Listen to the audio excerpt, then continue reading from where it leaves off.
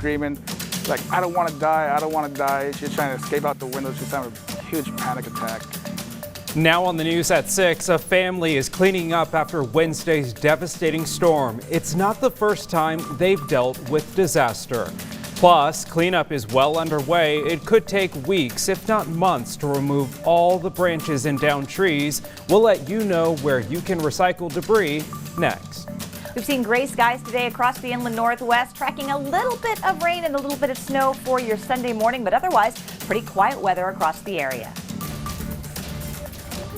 Good evening. It's good to have you here with us for your choice for local news. I'm Tim Pham. It's been 3 days after a deadly windstorm wreaked havoc in our region. Cleanup continues all around the inland northwest, but removing branches can't fix everything. KREM 2's Morgan Trow spoke with a family still in shock following their near-death experience. It's a feeling 7-year-old Kaylana Pettit won't ever forget. Yeah, my heart was beating fast because I was so scared. I keep feeling my heart. I was saying, I want to leave. I was saying I don't want to die. It was more than just fear. It was her first panic attack. And you can see why. The January 13th windstorm devastated her home, crushing a bedroom, bathroom, shed, and fence. Yelled at the kids to get down, and the tree lands right here on top of the trailer. I'm still right. It's a night still vivid in their minds. Kaylana's father, Jonathan, her mother, and 2 siblings were laying in bed together when the wind started blowing their trailer. And it wasn't just their home. Jonathan was concerned about his neighbors too, and he had an urge to check on them. You said you wanted to go back to bed. What if you hadn't checked your neighbors? I don't know. I would have been in there for sure. So I'm just glad that I decided, check on the neighbors, be a good neighbor. And it saved a bunch of us, me for sure. He watched helplessly as a tree crushed his bedroom. I had a bunch of thoughts in my head, like, please don't let nobody be in there. I hope they got up and they weren't there. Yeah, I'm trying to jump out the window because I wanted to get out and go in the front yard to drive away fast. This isn't the first close call she's experienced. During the 2015 windstorm, a tree damaged their old South Hill home. Her parents are worried. Having this happen again could cause major anxieties in the future. My mom and my dad, when they stay in bed, when that tree falls on there, it could have almost died. It's a good thing you woke up, right, Tata? They were in the process of buying the trailer, but now they don't know if they'll be able to. The Red Cross has helped the family and gave them money for a hotel room as workers are coming to remove the tree limbs from their home. Reporting in Cheney, Morgan Trow, KREM 2 News. Taking a live look at outage maps in our region right now. Currently, there are a little more than 10,000 Avista customers still without power today.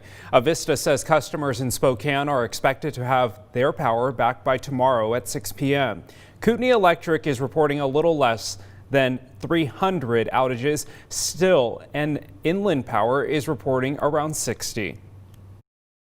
All we saw was the roof, the house, and the tree on our son, crushing him. We couldn't see him at all. I was convinced at the time that I was unburying my son to find him completely smashed. Terrifying moments after a tree fell through one Coeur d'Alene family's home. The Morris family woke up to the sound of a tree crashing through their house with their son nowhere to be found. Thankfully, their son Jacob made it out with only a few scratches. However, their neighborhood has been asking the city for permission to remove the tree. Now, the family says that the tree had slowly been leaning for years. The city told them that their tree was healthy and didn't require more than some pruning. Now, the city administrator and urban forester told KREM the city's previous forester visited the site in 2018, and the city says the Morris' neighbor never filed any appeal to get the tree removed. However, the Morrises say they were never informed any appeal process even existed and that their concerns weren't taken seriously. And for a lot of people, the cleanup continues today after the deadly windstorm that hit our area. Check out these photos some viewers sent in. As we continue to rebuild from Wednesday's storm, we want to see your pictures. You can send them to us using the Near Me section of the KREM 2 app. Well, this week, Spokane Marinading Woodward declared a civil emergency in the city following the deadly windstorm.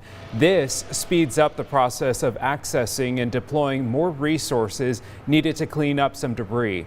But because of the coronavirus, the city and Red Cross aren't able to set up traditional shelters like they did in the windstorm of 2015. Congregate sheltering, which is what we call it, is not the best option right now. And so we're working with folks on an individual basis and meeting their needs as best we can. If you need help, you can call hotlines like 311 or 211, and the city will help direct you towards services. Priority is being given to people whose homes were severely damaged, are not livable, and those with urgent medical needs. Well, the city of Spokane will provide free disposal of trees and tree limbs that came down during the windstorm. Tree debris from the storm can be placed in green yard waste carts from customers on their normal pickup day. Now, that's starting next week, and debris must be contained in the carts for special service. Debris outside the carts won't be collected. Branches must be smaller than 3 inches in diameter and fit within the cart. Free disposal also began at the Waste to Energy facility on Geiger Boulevard and is running through Saturday, January 30th. We've also learned more than 100 trees that came down in Spokane city parks are going to be put to good use. Now, city leaders say they're meeting with timber representatives next week to figure out how many of the trees can be sold. Now, the goal is to use that money to help recoup the cost of cleanup, and any timber that can't be turned into lumber could still be donated to SNAP, which can then turn around and be given to people who need firewood to stay warm through the winter. And then any trees that were blocking roads and had to be cut into pieces to remove quickly can still be used for composting, ground cover, and landscaping to limit erosion. Overall, at least 250 trees went down across the city. It's still too early to know the cost estimates for damage or repairs, but crews say it will take weeks, if not longer, until it's cleaned up. All right, to weather now. It was calm but cold across the inland northwest. Meteorologist Michelle Bosch joining us now live from home. Michelle, can we expect it to stay calm for the rest of the weekend? We are looking at calm weather overall for the next 7 days, but we do have a weak storm system coming through tonight that could bring us a very, very light amount of mixed precipitation, rain and snow in the Spokane areas. We take a look at satellite and radar right now. Gray skies across the region today and seeing a little bit of precipitation across central Washington. This is either very light or maybe not even making it to the ground, but we'll see another round move through late tonight and towards the early morning. North of Spokane could see some light accumulations of snow in those northern valleys, less than an inch. The mountains will see a couple of inches. For Spokane, though, I think if we do see any snow, it's going to melt pretty rapidly. We do have expectations for a little bit of patchy fog as well, but some dense fog down towards Walla Walla where they've had a quarter-mile visibility or less of fog and freezing fog pretty much all day. This dense fog advisory extends upwards through Waitsburg and Dayton. This goes through 4 o'clock tomorrow morning. Right now, we have 35 degrees in Spokane, 34 in Coeur d'Alene. It was up in the 40s in Moses Lake, just dropped to 39 in the last hour, upper 30s in Lewiston. Looking at the next 12 hours on the plus side, temperatures are expected to stay above freezing all night. Again, looking at a little chance of some snow, maybe with some rain mixed in here in the Spokane area, but much of that melting as soon as it hits the ground. For tomorrow, a little bit of morning light precipitation, then mostly cloudy the rest of the day, 38 degrees. Partly cloudy skies for your holiday Monday, 36, and highs in the upper 30s on Tuesday with mostly cloudy skies. All right, Michelle, thanks so much. Well, some good news for your weekend if you've been missing going out to eat. Under Washington's new reopening plan, some restaurants can resume indoor dining. That's if they can meet the state's open-air seating concept. Now, state guidelines mandate that open-air seating occurs in a structure with one or more permeable exterior walls. So in simpler terms, what that means is restaurants must be able to have maximum airflow. So open bay doors, multiple open windows, and screened openings. Some places that are offering indoor dining include David's Pizza, Watts 1903, Incrediburger and Eggs, and No Lie Brew House. You can also text the word EAT to 509-448-2000, and we'll send you a link to where you can find a list of restaurants offering this option. And if you own a restaurant or know of one offering this option, send us a text or email us at newsdesk@krem.com and we'll add them to the list.